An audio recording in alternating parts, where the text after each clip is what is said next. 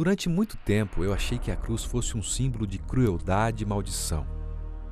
Mas depois que conheci a Cristo, ela representou para mim a vitória e salvação. Eu me consideraria um coitado se o tema da minha vida não fosse Cristo e esse crucificado. Eu sei que isso é loucura para o mundo. A glória do ser humano está na força, no conhecimento, no sucesso. Mas quer saber onde está a minha glória? Está em Jesus. Através da sua morte, nós temos vida.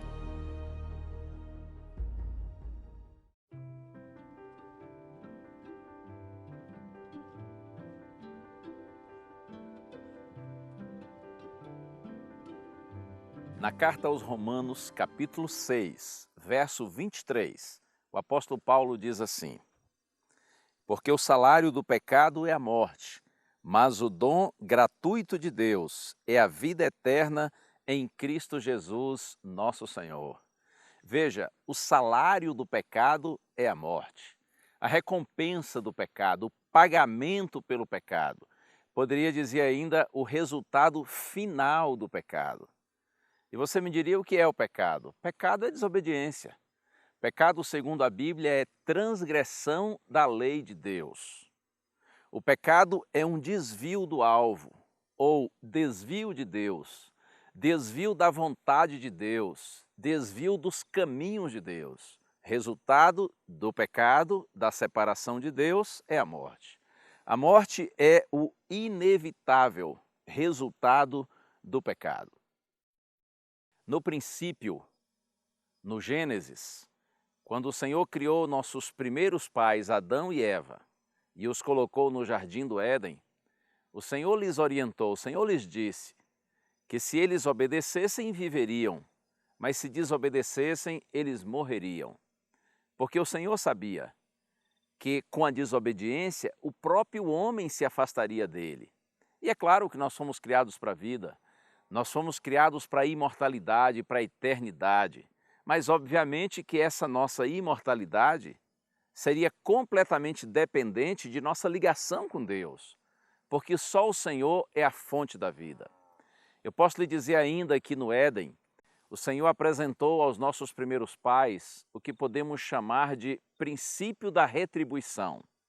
Se pecar, morre. Se obedecer, vive.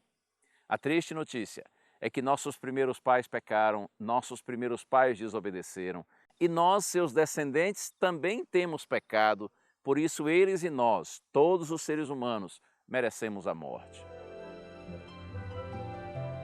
Mas eu tenho uma boa notícia para você. Esta é uma grande e maravilhosa notícia. No céu, antes mesmo da fundação do mundo, foi estabelecido um plano para salvar o homem caso este pecasse. Foi por isso que nosso Senhor Jesus Cristo desceu a essa terra. Ele deixou suas glórias e desceu a esse vale de pecado e de morte, com o propósito de salvar a você e a mim. O apóstolo Paulo diz que, vindo à plenitude do tempo, Deus enviou o seu Filho, nascido de mulher. Jesus tornou-se verdadeiramente homem. Ele nunca deixou de ser Deus, mas revestiu-se da natureza humana. Jesus esteve sujeito aos mesmos sofrimentos e às mesmas dificuldades pelas quais nós todos passamos. Jesus também, está escrito, foi tentado em todas as coisas, à nossa semelhança, mas sem pecado.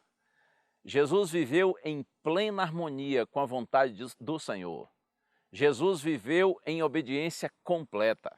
O inimigo, o acusador, ele nunca pôde apontar o dedo para Cristo e identificar em Cristo algum erro, alguma desobediência, algum pecado.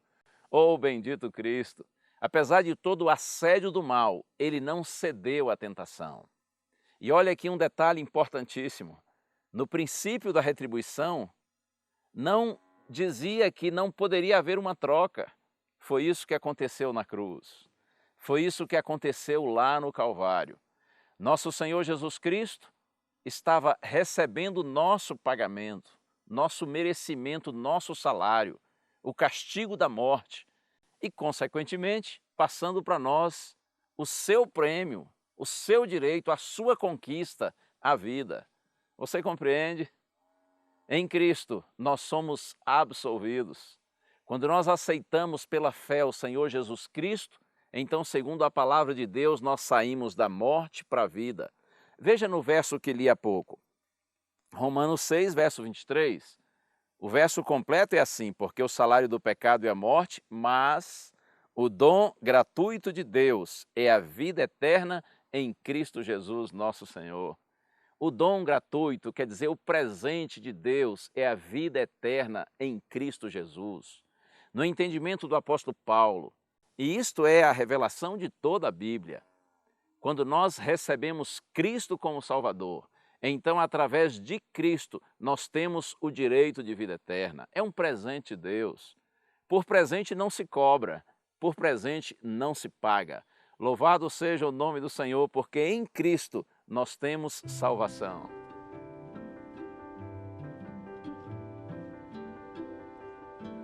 Agora leio carta de Paulo aos Efésios, capítulo 2, versos 8 e 9. Ouça como são lindas e esclarecedoras essas palavras. Está escrito assim: porque pela graça sois salvos, mediante a fé. Isto não vem de vós, é dom de Deus, não de obras, para que ninguém se glorie. Pela graça sois salvos mediante a fé. Nossa salvação se dá quando nós recebemos a graça do Senhor Jesus Cristo. A graça é a misericórdia, é a bondade. A graça é o favor imerecido de Deus para conosco. A graça é a causa da nossa salvação. E Paulo diz assim: pela graça sois salvos por meio da fé. A fé é o meio através do qual nós nos apropriamos da graça do Senhor. Eu posso lhe dizer que a fé é a resposta humana à iniciativa divina. A fé, ela restaura o relacionamento que foi rompido pelo pecado.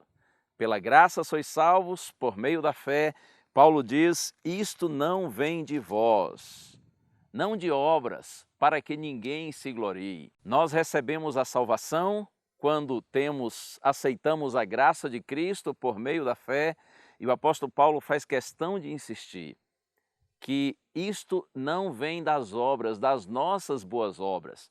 Não depende do que nós fazemos, mas do que Cristo fez por nós. A salvação é um presente de Deus. Você e eu precisamos entender e acreditar nisso. E uma outra palavra linda que está aqui, escrita pelo apóstolo Paulo, Romanos capítulo 8, verso 1. Ele diz: agora, pois, já nenhuma condenação há para os que estão em Cristo Jesus. Louvado seja o nome do Senhor. Não há nenhuma condenação para quem está ligado ao Senhor Jesus Cristo. Se no pecado nós estamos condenados à morte, em Cristo nós somos absolvidos.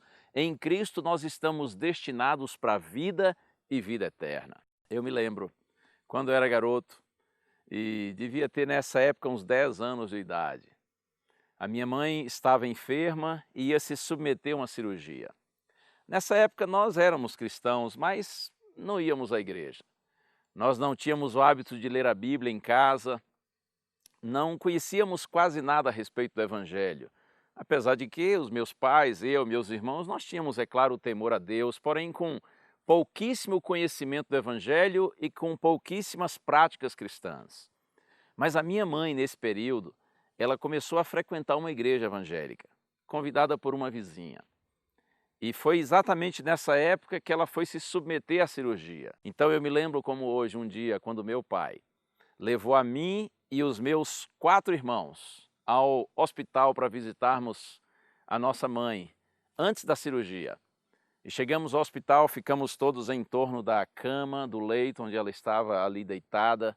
E a minha mãe disse assim: eu já orei e pedi a Deus que se alguma coisa acontecer comigo. Quando ela disse se alguma coisa acontecer comigo, você já entendeu, não é? Ela estava querendo dizer assim: olha, se acontecer de eu morrer, eu já orei e já pedi a Deus para que se alguma coisa acontecer comigo, que Ele guie todos os meus filhos no caminho do Calvário. Nunca mais me esqueci dessas lindas palavras da minha mãezinha. É claro que eu não entendi bem, porque eu não tinha direito noção do que era o Calvário, mas o Espírito Santo me deu a compreensão de que ela falava de alguma coisa boa, de algum propósito de Deus para abençoar a minha vida e dos meus irmãos. O tempo passou, a cirurgia foi um sucesso e minha mãe retornou para casa. Poucos meses depois, nós conhecemos a Igreja Adventista do Sétimo Dia e ainda garoto, eu entendi o sentido do Calvário. E eu louvo a Deus porque muitos anos já se passaram e hoje eu sou um homem completamente marcado pelo Calvário. Um homem marcado pela cruz do nosso Senhor Jesus Cristo. Hoje eu entendo que através de Cristo, em Cristo, você e eu, nós temos salvação. Agora olha aqui um ponto muito importante.